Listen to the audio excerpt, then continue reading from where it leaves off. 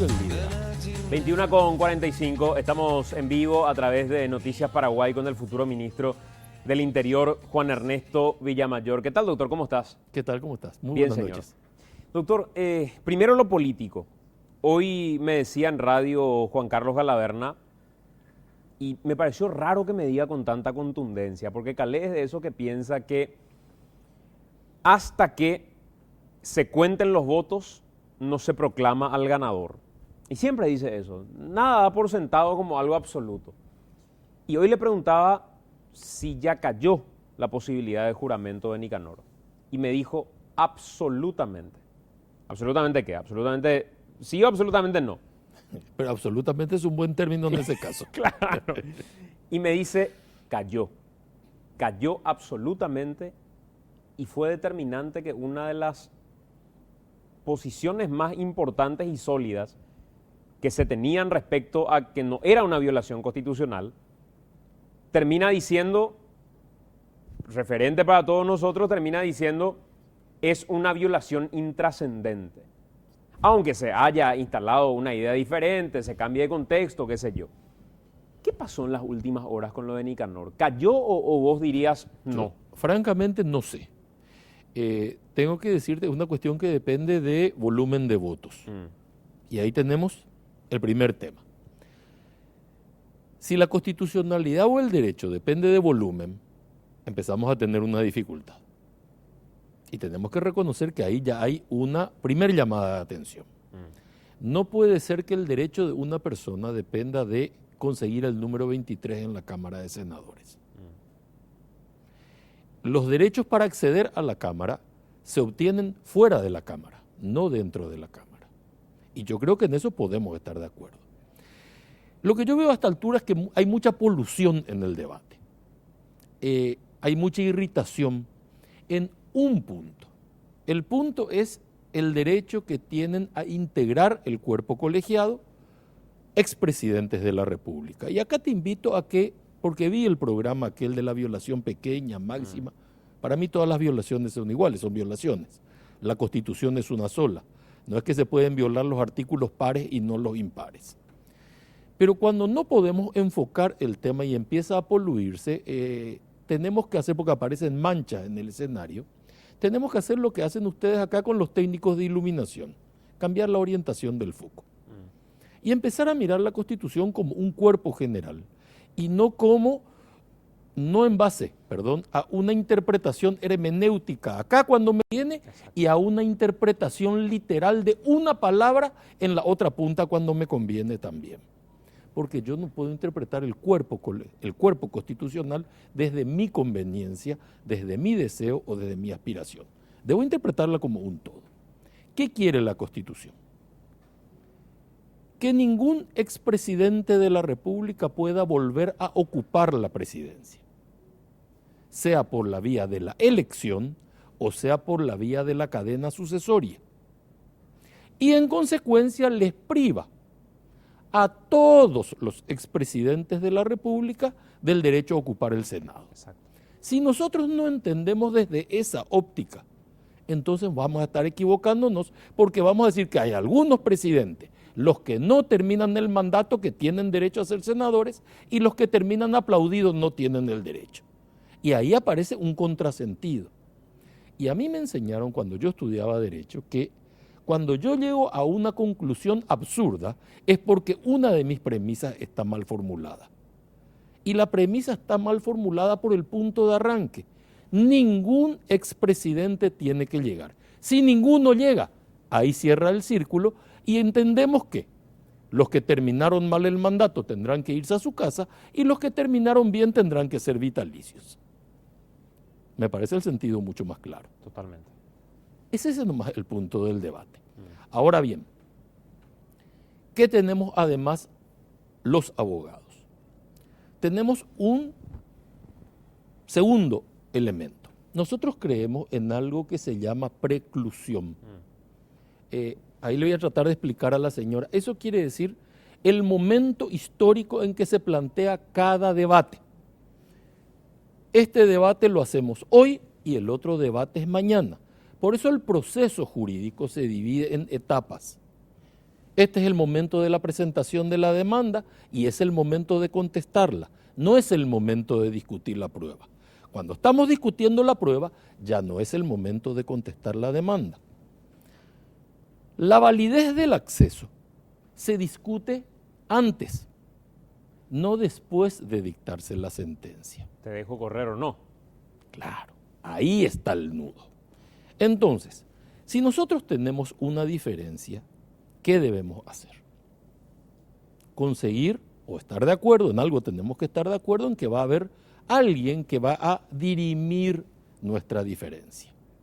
Y allí los que sostienen que es inconstitucional, posición que yo creo, francamente, que tiene mucho asidero, han dicho vamos a recurrir a la justicia. Y recurrieron a la justicia. Recurrieron al Tribunal Electoral, recurrieron al Tribunal Superior de Justicia Electoral y recurrieron a la Corte. Y perdieron en las tres instancias.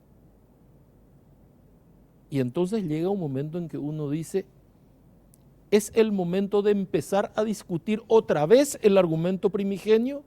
¿O es el momento de ponernos a pensar si cada vez que nos encontramos con una decisión judicial tenemos derecho a por no estar de acuerdo, tenemos derecho a desacatarla? Y ese es otro punto de debate, otra óptica del debate. No basta con decir, sí, pero yo creo que es inconstitucional. No, es desde la rabieta donde se construye la institucionalidad de la República. Y tampoco es desde la democracia de cantidad. La democracia es una herramienta que tiene cantidad y debe tener calidad.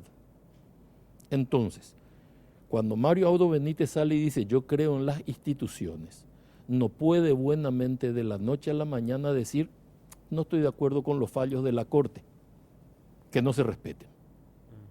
Porque yo voy a estar en desacuerdo con muchos otros fallos, pero estoy en la obligación de respetar. Y el afectado, con toda razón del mundo, partiendo de la base que vos tenías mejor derecho que el que tenía yo en nuestra contienda imaginaria, me ganaste el juicio, reclamás de mí que yo acepte. Nunca debemos olvidar que el derecho y la justicia es la defensa del débil, no del fuerte. Al fuerte le basta con la fuerza.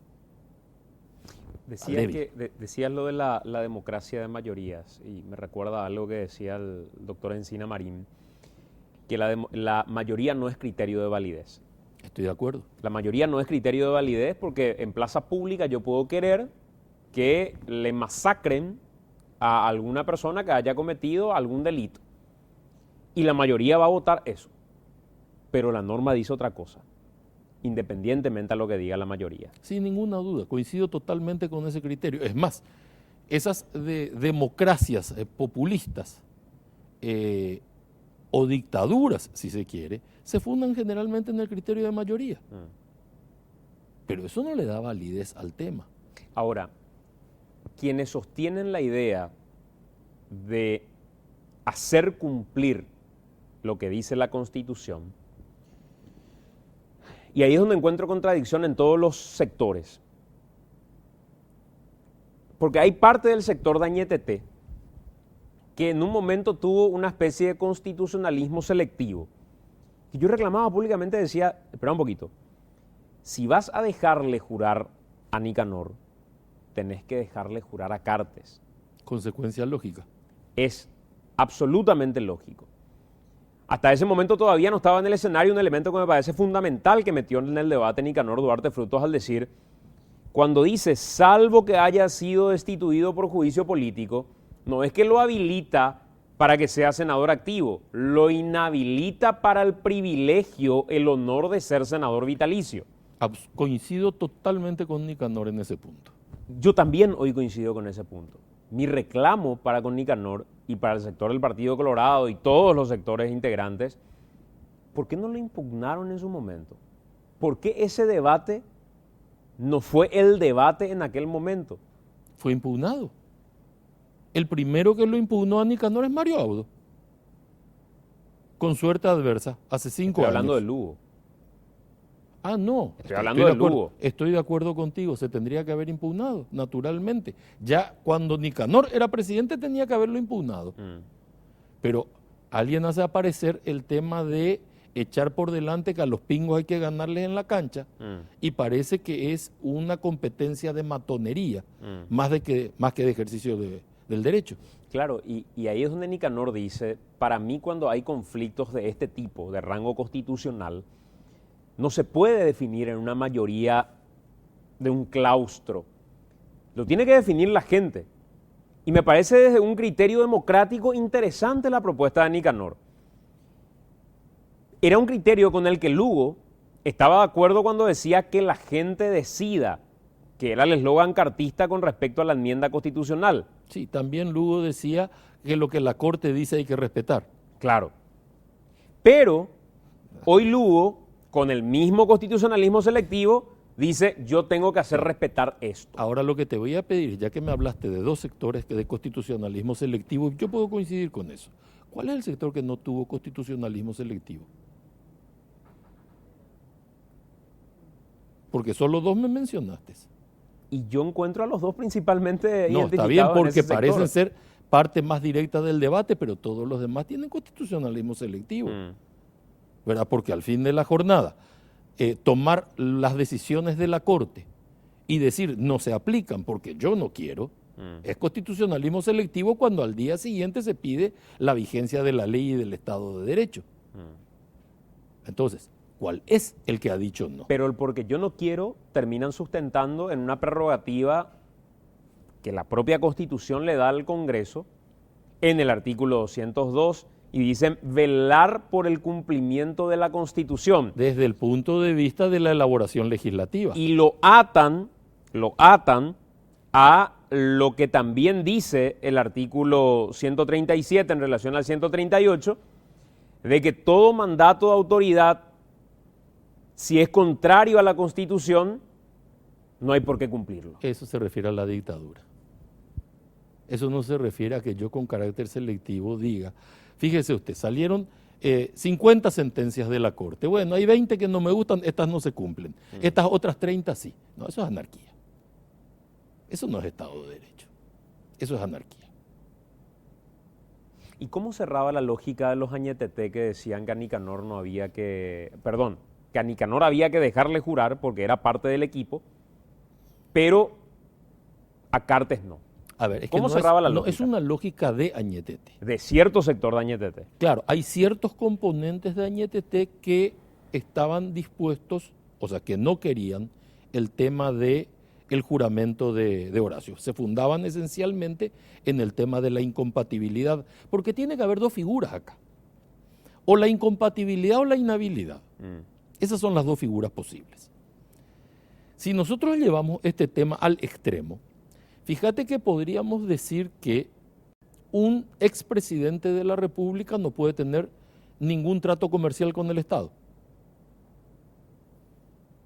porque son obligatoriamente senadores vitalicios. Sí. Y los senadores no pueden tener vínculo comercial con el Estado. Los senadores no podrían tener medios de comunicación, porque no pueden ser beneficiarios del espectro. Entonces, un expresidente no podría tampoco tener una radio. Fíjate hasta dónde el juego de esa situación podría arrastrar a una persona convirtiéndola casi en un paria, cuando todos sabemos que no es esa la intención. ¿O fue en aquel momento? No, la intención fue siempre que no vuelva a la presidencia. Por eso algunos te dicen, le queríamos dar un premio al general Andrés Rodríguez para que esté tranquilo ahí. Es como aquellos fabricantes de cajitas chinas que querían tenerlo contento al emperador, entonces le hacían esa cajita complicada y que el tipo esté buscando el lapicito y el borradorcito dentro de la caja china. Se trata de eso.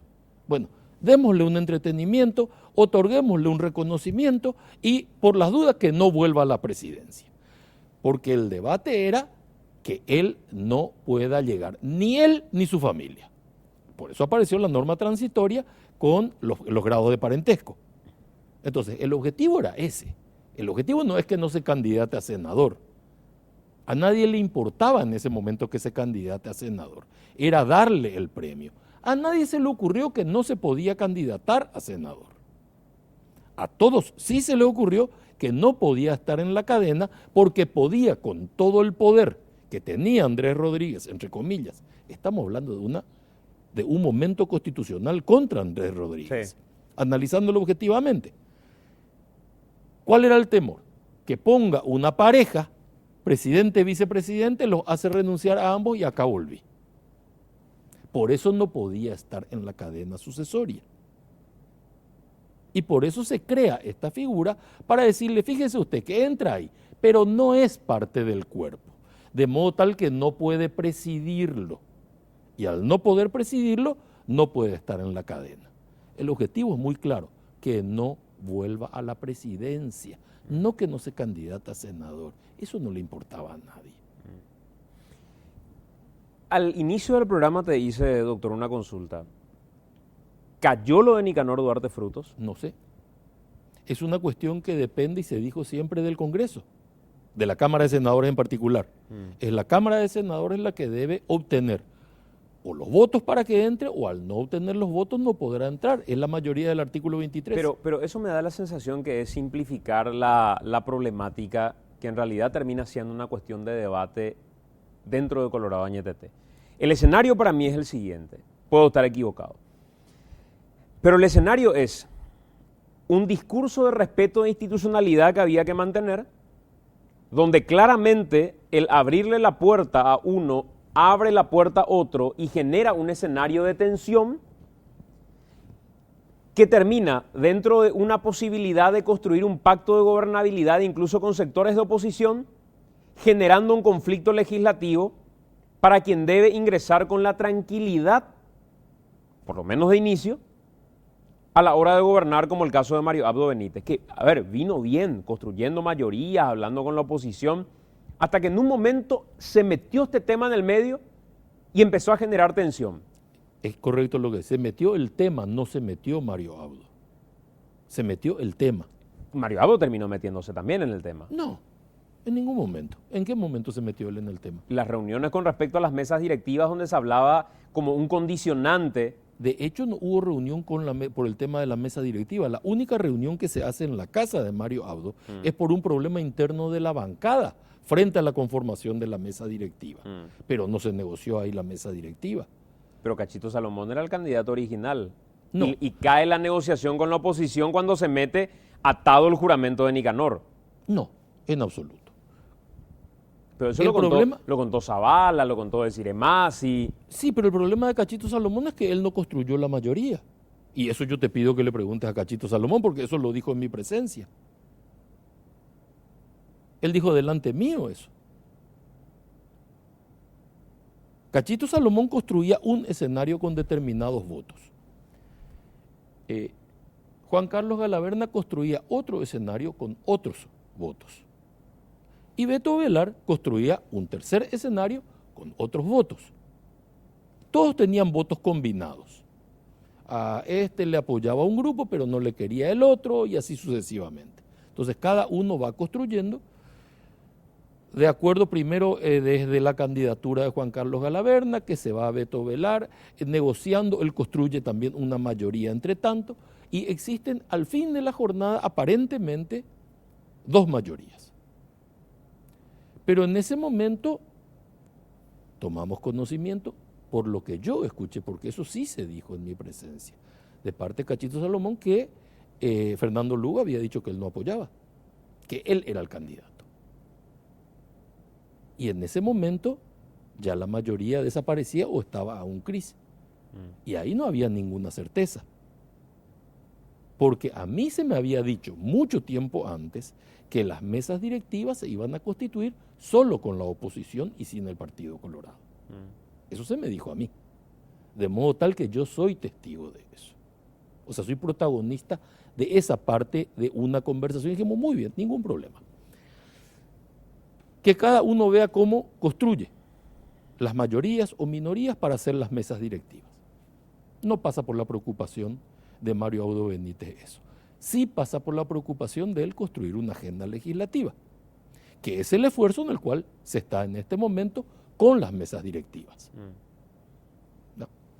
construir la agenda legislativa. Para eso nos reunimos hace 48 horas en la casa de él en un almuerzo donde estuvieron ambas mesas directivas que tienen integrantes de distintos partidos políticos. Ahí hubo Partido Liberal Radical Auténtico, Hagamos, Partido Colorado, allí hubo todo. Y se habló de eso. Si no se mete Mario Abdo Benítez, ¿por qué se mete uno de sus hombres más cercanos, su futuro ministro del Interior, su vocero político por excelencia, a firmar un amparo a favor de Nicanor Duarte Frutos? Porque la ley electoral exige que sea un apoderado. Es el nombre del partido.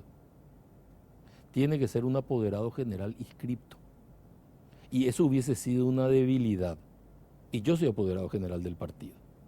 Entonces alguien tiene que dar cumplimiento al requisito constitucional. Y ese requisito que figura dentro de la normativa electoral podía ser el gran obstáculo.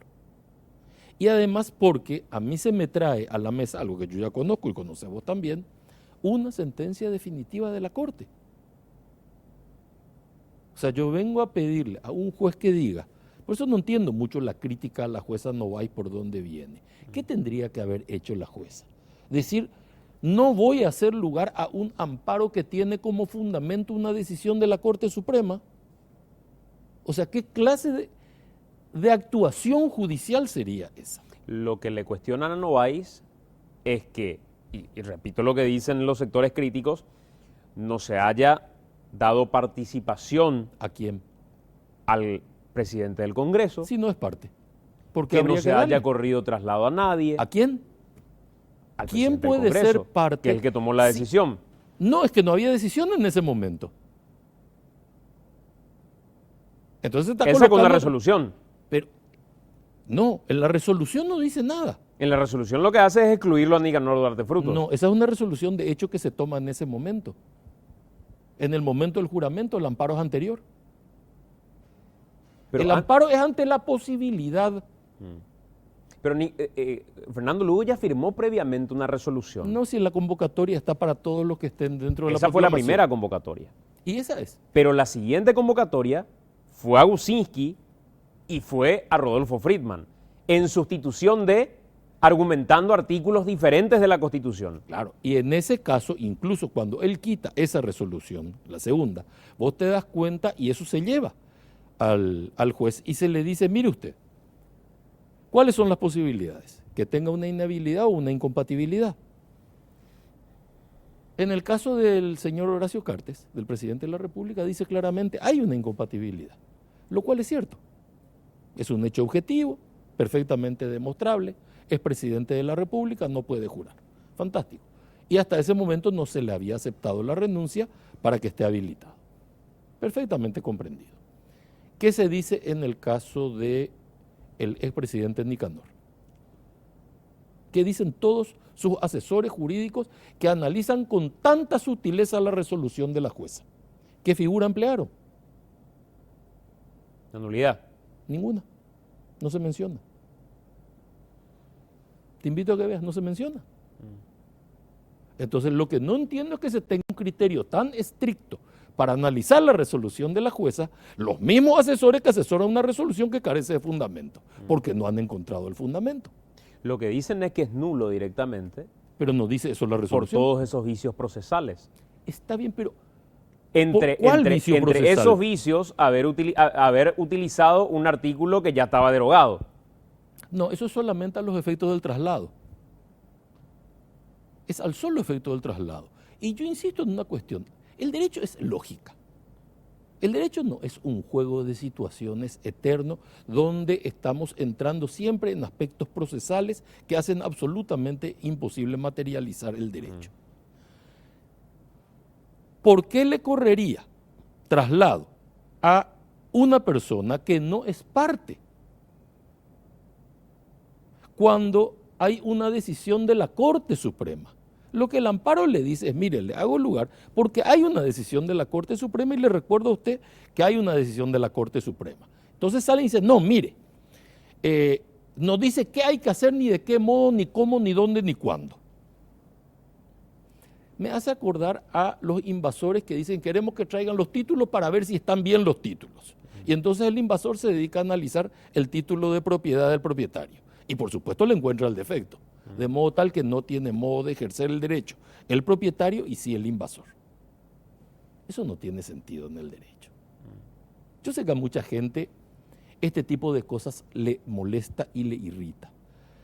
Pero yo creo que si nosotros construimos aspectos serios, vamos a terminar agradeciendo todos.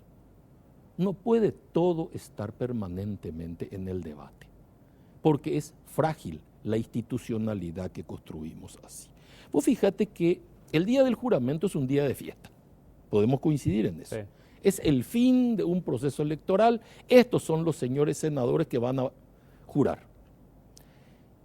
Y yo a esta altura no sé si los senadores son 44, 45, 46 o 47. Y sí sé que en lugar de la fiesta hay un debate. Y sí sé que cada uno tiene su motivo para defender su posición. Y sí sé que es solo un punto, porque no estamos en desacuerdo en el resto del proceso. Estamos en desacuerdo en este punto. Y no Entonces, ¿qué proponemos hoy? Que se pacifique, que se dé vuelta a la página, que se cierre, que se termine este debate, donde queda claro que ya nadie va a ganar, y construyamos una agenda legislativa, que es lo que necesitamos para gobernar. El dar vuelta a la página, cerrar un capítulo, significa permitir que continúen los 45 a los que Lugo tomó juramento, o los 44, mira, sumado él. Claro, yo, si me preguntas a mí cuál sería mi deseo, que ningún expresidente ocupe el Senado. Que ninguno. Ni Lugo, claro. Ni Lugo, claro. Un criterio tan estricto para analizar la resolución de la jueza, los mismos asesores que asesoran una resolución que carece de fundamento, porque no han encontrado el fundamento. Lo que dicen es que es nulo directamente. Pero no dice eso la resolución. Por todos esos vicios procesales. Está bien, pero entre esos vicios, haber utilizado un artículo que ya estaba derogado. No, eso es solamente a los efectos del traslado. Es al solo efecto del traslado. Y yo insisto en una cuestión. El derecho es lógica. El derecho no es un juego de situaciones eterno donde estamos entrando siempre en aspectos procesales que hacen absolutamente imposible materializar el derecho. ¿Por qué le correría traslado a una persona que no es parte cuando hay una decisión de la Corte Suprema? Lo que el amparo le dice es, mire, le hago lugar porque hay una decisión de la Corte Suprema y le recuerdo a usted que hay una decisión de la Corte Suprema. Entonces sale y dice, no, mire, no dice qué hay que hacer, ni de qué modo, ni cómo, ni dónde, ni cuándo. Me hace acordar a los invasores que dicen queremos que traigan los títulos para ver si están bien los títulos. Y entonces el invasor se dedica a analizar el título de propiedad del propietario. Y por supuesto le encuentra el defecto, de modo tal que no tiene modo de ejercer el derecho el propietario y sí el invasor. Eso no tiene sentido en el derecho. Yo sé que a mucha gente este tipo de cosas le molesta y le irrita, pero yo creo que si nosotros construimos aspectos serios, vamos a terminar agradeciendo todos. No puede todo estar permanentemente en el debate, porque es frágil la institucionalidad que construimos así. Vos fíjate que el día del juramento es un día de fiesta, podemos coincidir en eso. Sí. Es el fin de un proceso electoral, estos son los señores senadores que van a jurar. Y yo a esta altura no sé si los senadores son 44, 45, 46 o 47. Y sí sé que en lugar de la fiesta hay un debate. Y sí sé que cada uno tiene su motivo para defender su posición.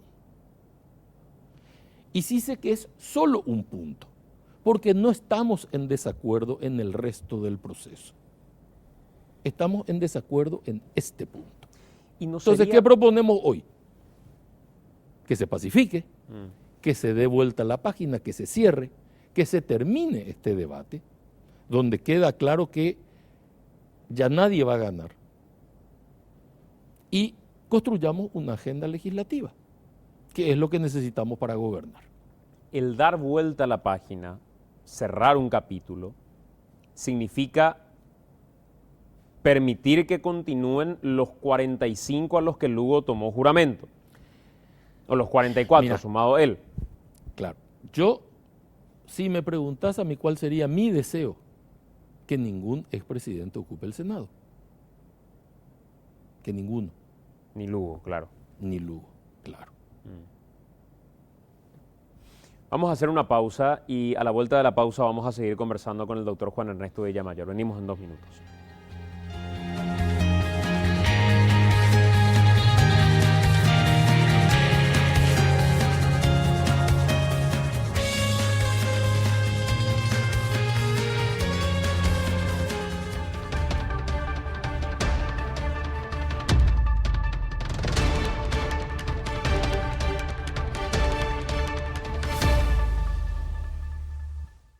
Esta es nuestra nueva tarjeta Visa del BNF. Si tenés nuestra tarjeta, tenés una red de 1.300 cajeros automáticos sumando Infonet y Dinelco. Yo confío en lo nuestro. Con nuestra red de corresponsales no bancarios, en los puntos habilitados de la red Aquí Pago, podrás realizar depósitos, retirar dinero y ejecutar los pagos de tu tarjeta. Nuestra tarjeta, nuestro banco. En González Jiménez, tu familia es el mejor equipo del mundo. Por eso, regalales la sala mejor equipada. Por compras en cualquiera de nuestras sucursales, ya generás cupones para participar del sorteo de una de las 4 salas full equipadas. Cada una con una mesa de sala, un sofá, una barra de sonido, un mueble para TV y una T Ultra HD Smart 4K de 75 pulgadas. Además, por la compra de productos en promoción o realizando tu pago con tarjetas de crédito Itaú, generás cupones adicionales. Los mejores productos los encontrás en González Jiménez. Esta es nuestra nueva tarjeta Visa del BNF. Si tenés nuestra tarjeta, tenés una red de 1.300 cajeros automáticos sumando Infonet y Dinelco. Yo confío en lo nuestro. Con nuestra red de corresponsales no bancarios, en los puntos habilitados de la red Aquí Pago, podrás realizar depósitos, retirar dinero y ejecutar los pagos de tu tarjeta. Nuestra tarjeta, nuestro banco. AM es amanecer. Te despertás, prendés la radio y recibís la mejor compañía. AM es ambiente, es sentir la economía, la política, es sentir la calle. Es amena, ser tu compañía agradable y útil todo el día. AM es amor, esa pasión tan grande que sentimos por el deporte. Ampliar, debatir y no quedarnos solo en el titular. Pensás AM, pensás Monumental. Esta es nuestra nueva tarjeta Visa del BNF. Si tenés nuestra tarjeta, tenés una red de 1.300 cajeros automáticos sumando Infonet y Dinelco. Yo confío en lo nuestro. Con nuestra red de corresponsales no bancarios, en los puntos habilitados de la red Aquí Pago, podrás realizar depósitos, retirar dinero y ejecutar los pagos de tu tarjeta. Nuestra tarjeta, nuestro banco.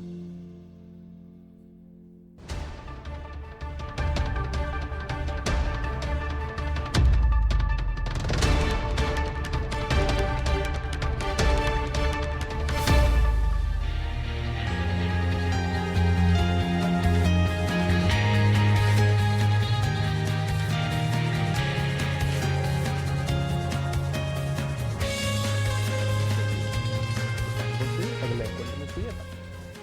22:16. Estamos en vivo en esta última parte a través de Noticias Paraguay.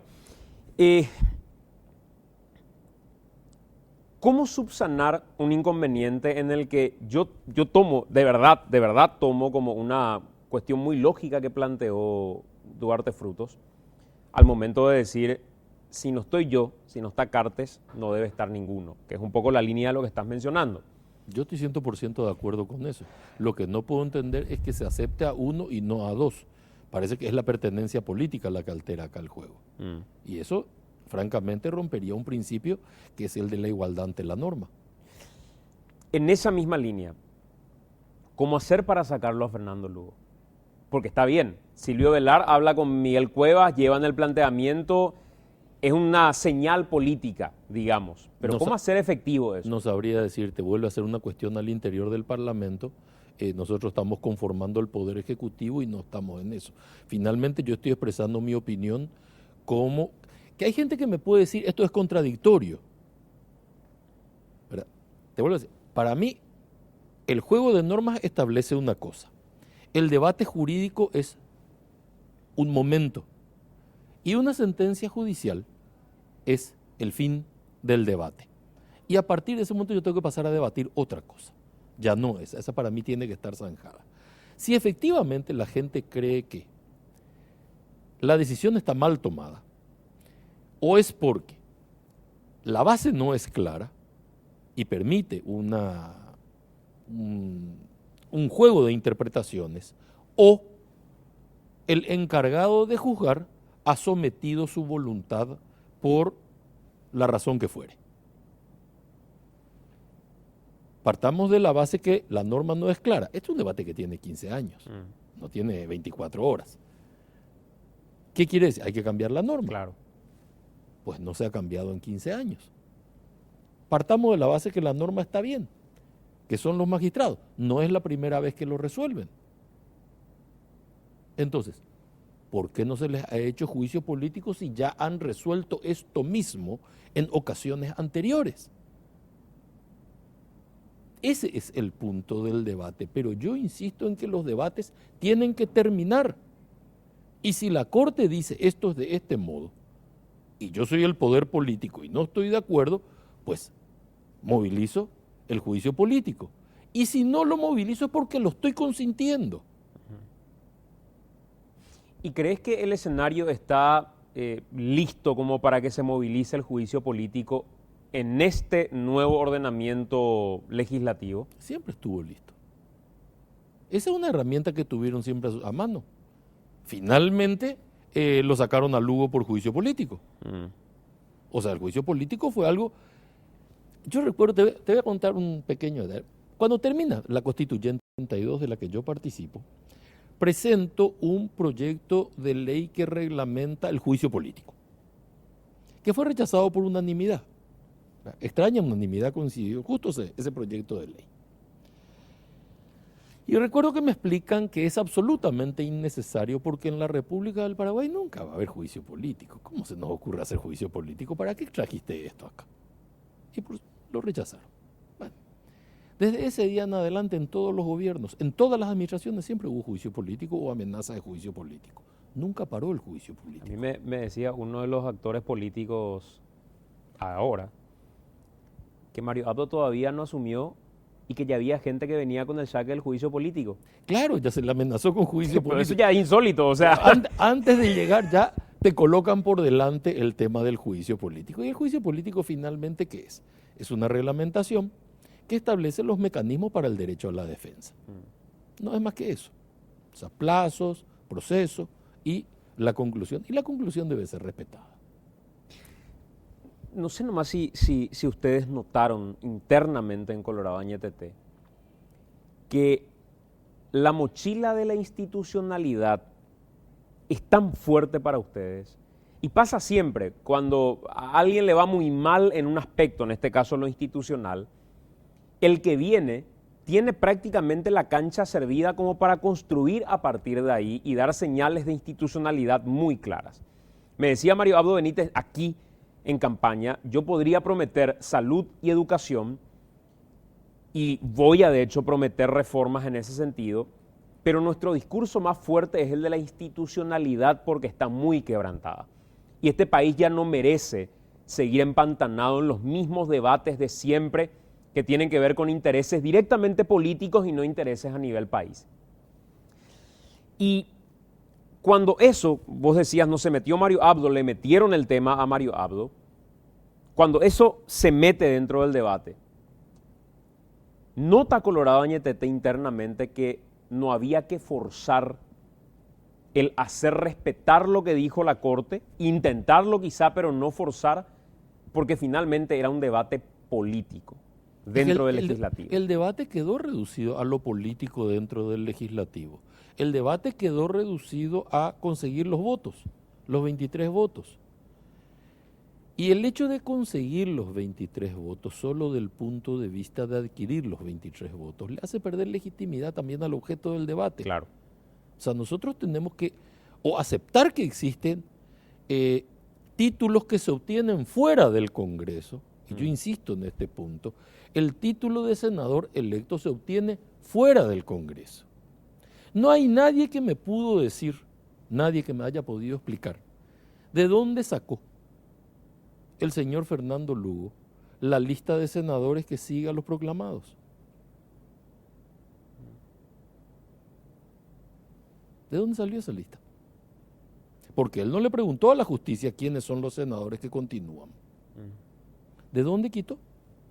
Del resultado final de las elecciones. Pero que él no tiene a la vista eso. La resolución que proclama solo a 45. No dice quién continúa. Y la jueza Novaes tenía a la vista el documento de lo que se resolvió. Natural, porque lo que tiene a la vista es el acta de proclamación. No te olvides que cuando a la jueza Novaes se le lleva el documento, se le lleva el acta de proclamación, el documento de proclamación. Y en el documento de proclamación está Nicanor. La señora Usiski no está. Pero ustedes recurrían a Novaes porque sabían por esa resolución que Nicanor iba a estar excluido a pesar de haber sido proclamado. Claro, por la segunda resolución que toma. Pero no le llevaron a la vista ese documento porque nunca fue pedido formalmente a la Cámara de Senadores tampoco.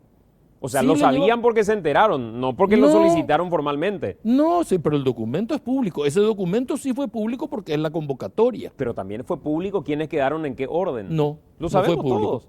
No. ¿Vos lo sabés? Claro. ¿Quiénes son los senadores que siguen del Encuentro Nacional? Ah, no, pero del Encuentro Nacional claramente que no. Pero te voy a mostrar que no lo sabes. Claro.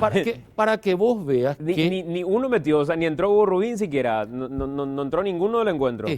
Pero te das cuenta que yo te puedo preguntar, mira que hay 49 partidos. Pero el Partido Colorado lo sabría perfectamente. Es que el sector público no funciona de ese modo.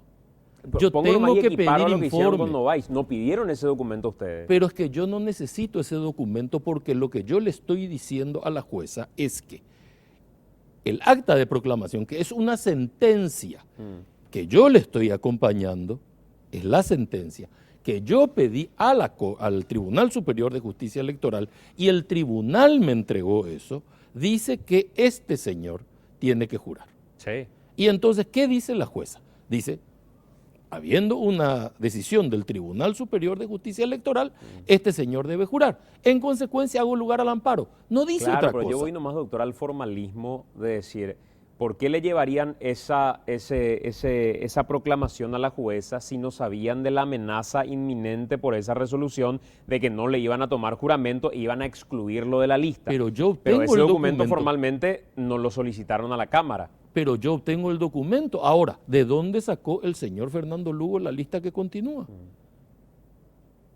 Eso no me diga que lo sacó de memoria. Están en el TSJE, yo entro y encuentro toda la lista completa. Es que no tiene derecho a actuar así. Tiene que pedir informe. O sea, un juez, ¿cómo se incorpora una prueba a un expediente? A partir de un oficio que solicita formalmente. A partir de un oficio, de un pedido o del aporte de las partes. Los que tendrán que explicar cuándo son las partes, de dónde han obtenido el documento o cómo lo tienen, si está certificado, si es copia auténtica, si no es copia auténtica o de lo contrario, decirle dónde se encuentra para que el juez lo tramite. Pero las cosas no caen del cielo, no en el derecho público. Y sin embargo, nadie me ha podido explicar. Me han dicho esto mismo, es público y notorio. No, para la autoridad nada es público y notorio. No puede ser público y notorio. Se tiene que complementar por la vía procesal adecuada. No quiero desaprovechar la oportunidad de preguntarte, porque ya se nos fue el programa. Yo tengo tiempo. Si la gente no tiene paciencia. Como futuro ministro del Interior, recuerdo perfectamente que cuando todos estábamos entusiasmados con los linces, porque de verdad venían a mostrar una faceta muy diferente a la que se había instalado respecto a otros rubros del área policial, vos habías dicho, todo bien con los linces, pero eso tiene que ser global. No puede ser una fuerza hace esto y la otra fuerza deja de hacerlo. Tiene que ser toda la policía de manera única. ¿Qué te parece ahora la presencia de los linces festejando cumpleaños infantiles, por ejemplo? Mal. Me parece mal. Yo creo que el acercamiento a la ciudadanía se produce por otras vías. Yo no creo que tengan que ir a una fiesta, a otra. Yo no puedo estar básicamente de acuerdo con eso. Yo creo que la presencia se puede hacer. Incluso antes teníamos, por ejemplo, retretas de la banda de policía en la plaza. Con ese tipo de cosas sí estoy de acuerdo. Quizás en algún momento un gesto humanitario, con un niño enfermo también lo entiendo, en el hospital de niños, con niños que tienen afección a la salud, que aparezcan los linces. De hecho, hay chicos que juegan a los linces. Pero utilizarlos en cumpleaños infantiles, casi con rol comercial, no me parece que sea el rol que debe cumplir la policía.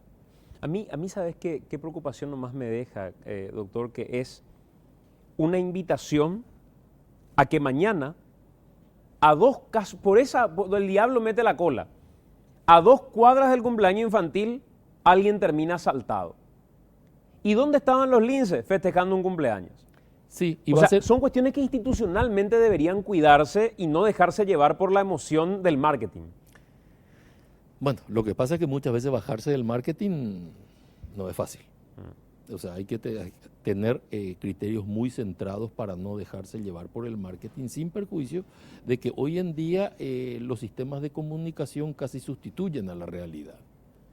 Importa más la percepción que el hecho. Importa cómo se presenta y no lo que es.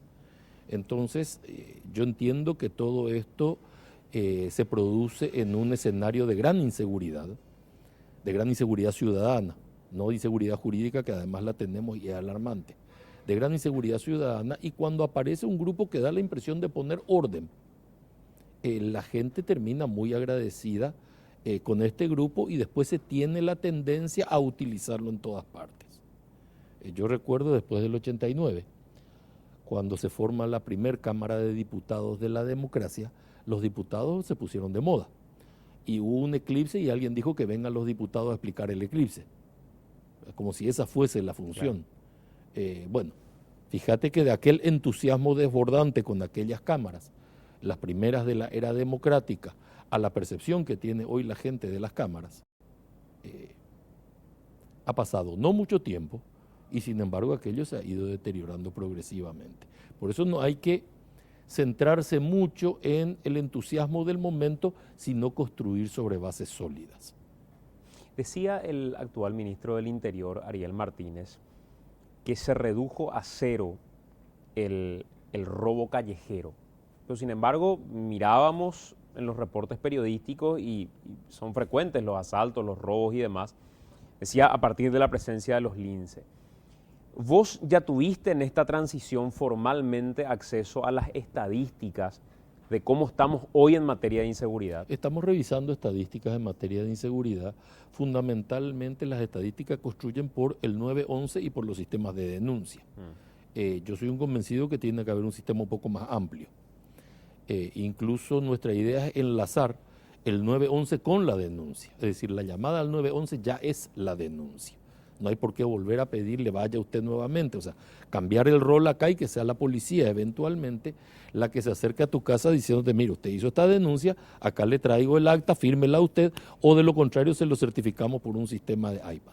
Hay que facilitar el proceso de denuncia, hay que facilitar el acceso a la fiscalía, no hay que colocar tanto paso en el medio. Entonces nosotros vamos a acortar mucho más esos pasos en los primeros días de la administración. La estadística para mí no llega a 0 en ninguna parte, pero yo no conozco estadística en el mundo que sea 0. Claro. Con eso no le estoy haciendo una crítica ni al grupo Lince, ni a la actuación de la policía. No conozco estadística criminal 0. No conozco. Entonces, delitos hay siempre. se puede prever cuando uno empieza a marcar señales de alarma, que es lo que hace el 911. Uno advierte que se están produciendo en determinada zona y esa zona necesita refuerzo y presencia policial. Ese es el modo en que se está actuando, es un modo bastante convencional de darle una respuesta al volumen de denuncia. Pero nosotros necesitamos una policía más presente.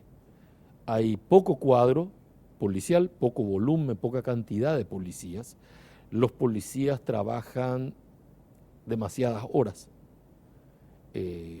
Los turnos son de horas muy largas, de casi 12 horas. Hay edificios públicos que podrían tener menor volumen de policías para tener más personal disponible. Y hay roles que se pueden cumplir al interior de la misma policía con personal no uniformado, de modo tal de utilizar la mayor capacidad de personal uniformado en la vía pública, que es el lugar donde la gente requiere la presencia policial. También hay policías con problemas de discapacidad. Y hay otra problemática que afecta a la policía. Por ejemplo, si yo traslado a un militar, el militar lo traslado a un cuartel. Cuando yo traslado a un policía a una comisaría, ahí no hay ningún cuartel. Claro. Es muy posible que no haya una casa. Es muy posible que él no pueda llevar a una familia. Entonces, trasladar dentro de la policía, hay que comprenderla también. Y más allá de lo que uno le pueda exigir a la policía, y yo estoy dispuesto a exigirle realmente mucho, también hay que entender que hay que darle a la dignidad del cuerpo policial satisfacción suficiente. La familia de los policías hoy no tiene seguro médico. Si el policía pasa a retiro, pierde la atención en el hospital de policía. Eso no es posible. Me dirán, cuesta mucho. No importa, pero no es posible. Si un policía cae, porque es más fácil que caiga un policía que caiga un oficial del ejército.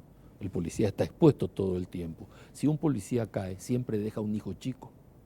Ese hijo chico está abandonado.